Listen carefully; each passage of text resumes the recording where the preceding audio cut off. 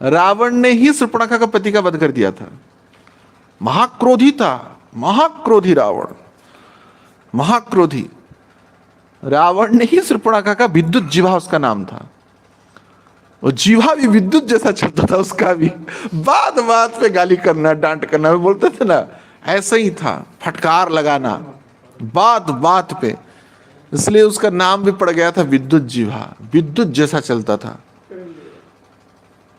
वो बोला शांत हो जा, तो फिर भी चलाया, शांत हो जा, तो गल निकाला चंद्रहास खड़क, गला काट दिया पूरा उसका।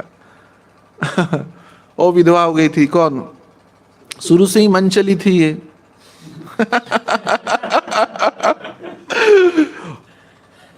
और रामायण में बड़ा विस्तृत वर्णन है शूर्पणखा की, माने निर्लजता के ऊपर।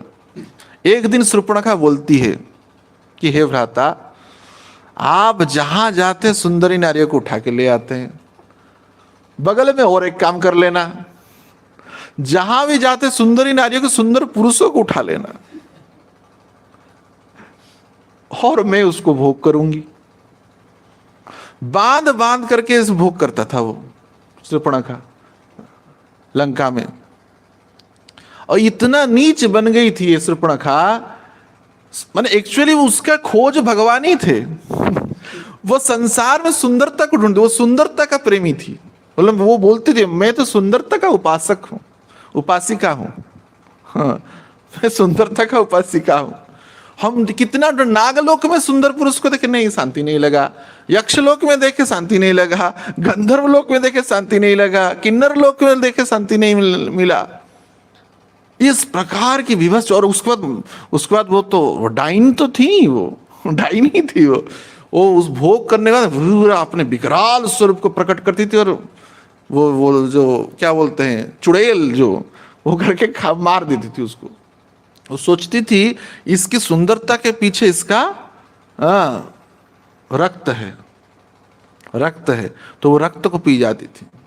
उसके बाद दर्पण को देखती, तब भी वही बदसूरत ही थी। वो माया केवल पे सज गई थी वो, सिर्फ माने अप्सरा के जैसा, लेकिन बहुत बदसूरत थी वो। एक्चुअली वर्णना है उसके बाद गोविंदराज टीका भाष्यकार कहते हैं जन्म में ये परम सुंदरी थी, है तो विश्रवा की पुत्री थी, लेकिन ये इतना पाप का खून पी पी करके किशोर अवस्था, कैशोरी अवस्था से ही दूसरे पर पुरुष को माने बल से अख्तियार करके गलत कार्य करती थी।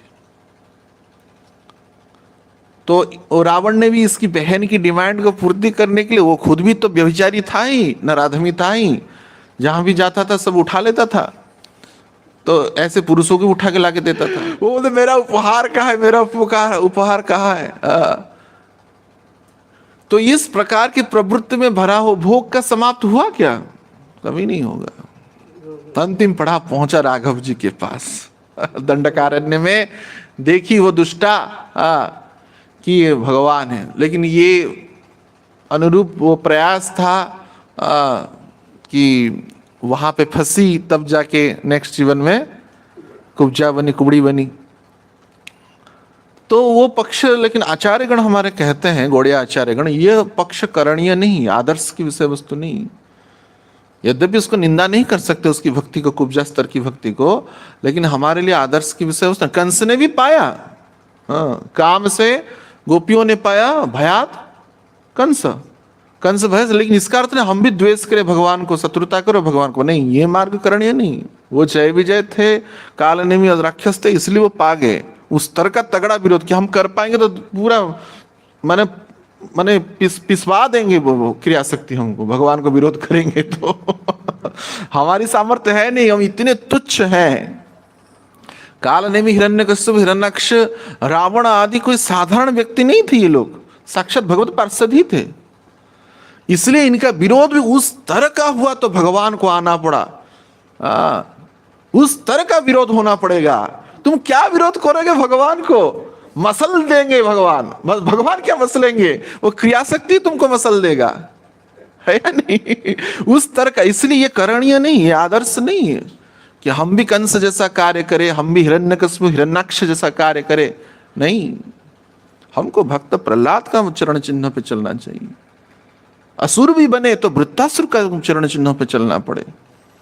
यक्ष बने तो नलकुबेर मणिग्रीव जैसा जो जो वो अर्जुन वृक्ष के रूप में जैसे वो ग्रहण किए उस तरह को कि भक्तों की चरण रज की कामना की, तो इस प्रकार की प्रवृत्तियों में जो रावण जो सोचा कि मैं भुक्ता हूं, भुक्ता बनूंगा, नहीं बन पाया, कुछ नहीं बन पाया। यद्यपि बहुत लंबा अवधि चला गया उसका। तपस्या क्या था, भगवान का शिव जी को भी प्रसन्न किया था, ब्रह्मा जी को भी प्रसन्न किया था, लेकिन वो अपनी भोग का जो कामनाओं को परितृप्ति नहीं कर पाया।